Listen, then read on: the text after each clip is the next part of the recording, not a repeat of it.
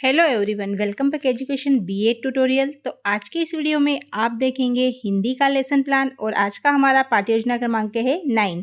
तो चलिए स्टार्ट करते हैं लेसन प्लान बनाना।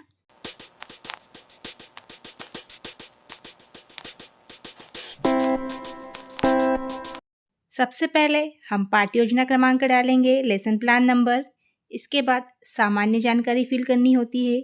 तो यहाँ पर छात्र अध्यापक या छात्र अध्यापिका का नाम मीन्स आपका नाम आ जाएगा।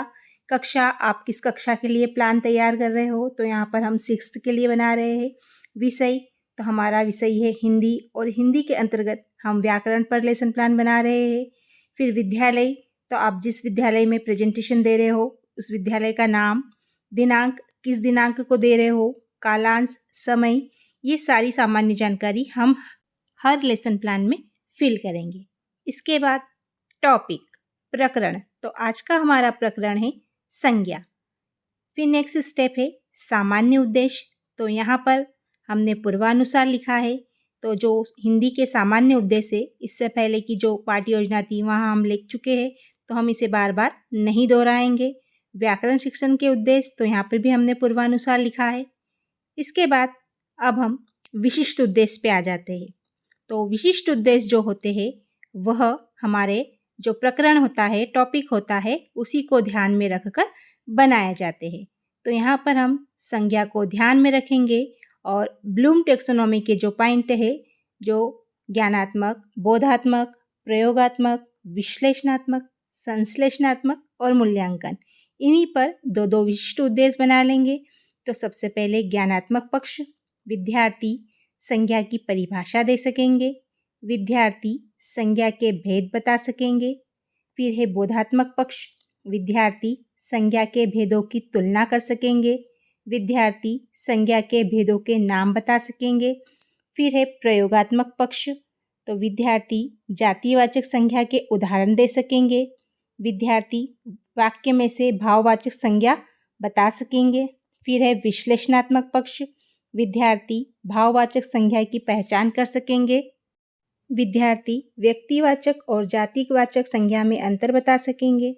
फिर है संश्लेषणात्मक पक्ष, विद्यार्थी व्यक्तिवाचक संज्ञा की भाववाचक संज्ञा से तुलना कर सकेंगे, संज्ञा के भेदों का चयन कर सकेंगे। और लास्ट में है मूल्यांकन, तो विद्यार्थी संज्ञा पर तर्क दे सकेंगे, संज्ञा को अध्ययन करने के पश्चात निष्कर्ष दे सकेंगे। विशिष्ट उद्देश्य के बाद होता है शिक्षण सहायक सामग्री। तो हम इस पाठ्य योजना को प्रस्तुत करते समय जो भी सामग्री साधन प्रयोग में लाते हैं, यहाँ पर उनके नाम आते हैं। तो यहाँ पर हम चौक, डस्टर, संकेतक, लपेट श्यामपट और चार्ट, ये सारी सामग्री यूज़ करेंगे। फिर नेक्स्ट स्टेप है शिक्षण विधियाँ, टीचिंग मेथड। तो हम इस लेसन प्लान को प्रेजेंट करते समय प्रश्नोत्तर विधि, व्याख्यान विधि, पाठ्यपुस्तक विधि और आगमन विधि, इन सारी विधियों का प्रयोग करने वाले हैं। फिर होता है पूर्व ज्ञान, तो जो विद्यार्थी होते हैं, जो छात्र है, वह संज्ञा के बारे में सामान्य जानकारी रखते हैं। फिर नेक्स्ट स्टेप की ओर बढ़ेंगे। नेक्स्ट स्टेप है हमारा अभिप्रेरण प्रश्न या प्रस्तावना प्रश्न। तो यहाँ पर हम बच्चों के प्रीवियस नॉलेज के आधार पर हम अपना जो नया ज्ञान है, जो हमारा टॉपिक है, वहाँ तक बच्चों को लेकर आते हैं। तो यहाँ पर बच्चों से हम कुछ क्वेश्चन आंसर करेंगे। तो यहाँ पर हमें 2 कॉलम बनाना है, एक है छात्र अध्यापिका का व्यवहार और दूसरा है छात्र का व्यवहार। यहाँ हमारा फर्स्ट क्वेश्चन है, किसी भी छात्र को खड़ा करते हुए आपका नाम क्या है? आंसर मिला, मेरा नाम प्रीति है। सेकेंड क्वेश्चन है कि आप कहाँ से आते हो? फिर हमें आंसर मिला, धामनोद से, इंदौर से आती हूँ। फिर थर्ड क्वेश्चन है कि आप अध्ययन किससे करते हो? तो आंसर मिला, पुस्तक से। फिर हमने नेक्स्ट क्वेश्चन जो किया कि ये सब व्याकरण में किसके अंतर्गत आते हैं? तो यहाँ पर बच्चे निरुत्तर हो गए हैं।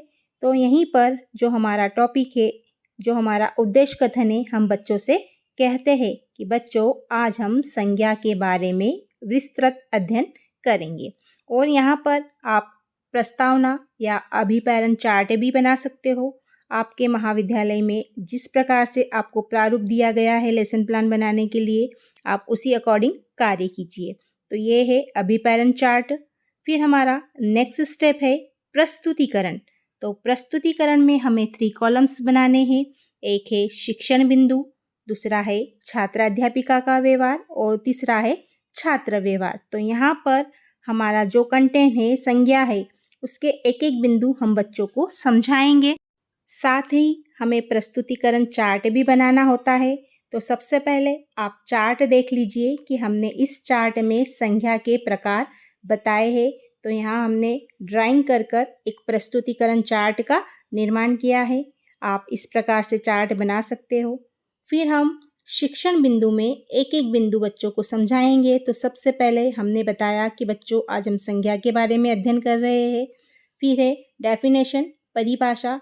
हमने यहाँ पर बच्चों को बताया कि संज्ञा किसी वस्तु, व्यक्ति, स्थान के नाम को संज्ञा कहते हैं। फिर हमने यहाँ पर उदाहरण बताए।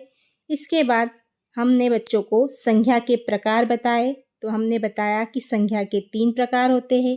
एक है व्यक्तिवाचक संज्ञा, दूसरा है जातिवाचक संज्ञा, तीसरा है भाववाचक संज्ञा। अब यहाँ पर हम डिटेल में बच्चों को एक एक कर कर समझाते चले जा रहे हैं। तो सबसे पहले हमने बच्चों को व्यक्तिवाचक संज्ञा के बारे में बताया कि जिस शब्द से किसी विशेष व्यक्ति, स्थान या वस्तु का बोध होता है उसे व्यक्तिवाचक संज्ञा कहते हैं। फिर हमने इसके उदाहरण भी बताए कि जैसे पर्टिकुलर एक स्थान का नाम आगरा, दिल्ली और वस्तु का नाम रामायण, महाभारत आदि। फिर हमने इसी बीच बच्चों से क्वेश्चन भी किए हैं।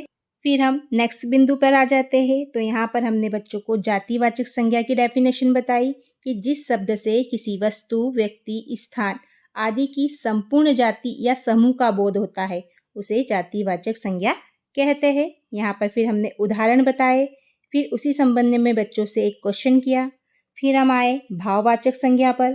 तो बच्चों को भाववाचक संज्ञा की परिभाषा बताई, उदाहरण बताए, फिर क्वेश्चन किया। फिर हम समूहवाचक संज्ञा पर आते हैं। फिर हमने समूहवाचक संज्ञा की परिभाषा बताई कि जिस संज्ञा शब्दों से व्यक्तियों, वस्तुओं के समूह का बोध होता है उसे समूहवाचक संज्ञा कहते हैं। एग्जाम्पल दिया कि कक्षा, पुस्तकालय या भीड़।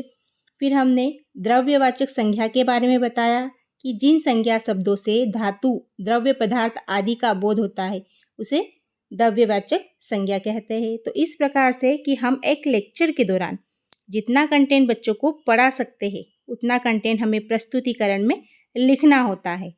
फिर हम नेक्स्ट स्टेप की ओर बढ़ेंगे। तो नेक्स्ट स्टेप है पुनरावृत्ति प्रश्न। जो पुनरावृत्ति प्रश्न होते हैं वह विशिष्ट उद्देश्य के आधार पर तैयार किए जाते हैं। तो यहाँ पर हम 4 से 5 प्रश्न कर सकते हैं। हमारा पहला प्रश्न है संज्ञा की परिभाषा दीजिए। सेकेंड है संज्ञा के भेदों के नाम बताइए। थर्ड है व्यक्तिवाचक संज्ञा किसे कहते हैं और फोर्थ है जातिवाचक संज्ञा किसे कहते हैं। इसके बाद हम आ जाते हैं कक्षा कार्य पर। तो कक्षा कार्य हमेशा शॉर्ट होना चाहिए, या तो 1 वर्ड में होना चाहिए या ऑब्जेक्टिव टाइप हो सकता है। तो यहाँ पर हमने संज्ञावाचक संज्ञा के उदाहरण पूछे, भाववाचक संज्ञा की परिभाषा पूछी और द्रव्यवाचक संज्ञा के उदाहरण पूछे। फिर हम बच्चों को गृह कार्य देंगे, होमवर्क देंगे। तो होमवर्क में जो क्वेश्चन होता है थोड़ा सा बड़ा होना चाहिए। तो यहाँ पर हमने बच्चों से संज्ञा की परिभाषा लिखिए और उनके भेदों की सूची उदाहरण सहित बनाइए। इस प्रकार से हमारा लेसन प्लान बनकर तैयार हो जाता है। लास्ट में हम शामपट सारांश अंकित करते हैं, लगाते हैं। तो हम ब्लैक बोर्ड पर जो भी कार्य करते हैं उसी को शॉर्ट रूप में शामपट सारांश में दर्शाना होता है। तो आप यहाँ देख सकते हो कि हम इस शामपट सारांश पर संज्ञा के प्रकारों को लिखा है। आई होप आपको वीडियो अच्छा लगा होगा। वीडियो पसंद आ रहा है तो वीडियो को लाइक कीजिए, और आगे आप इसी प्रकार के और लेसन प्लान देखना चाहते हो तो चैनल को सब्सक्राइब जरूर कीजिए। मिलते हैं नेक्स्ट वीडियो में, तब तक के लिए बाय बाय।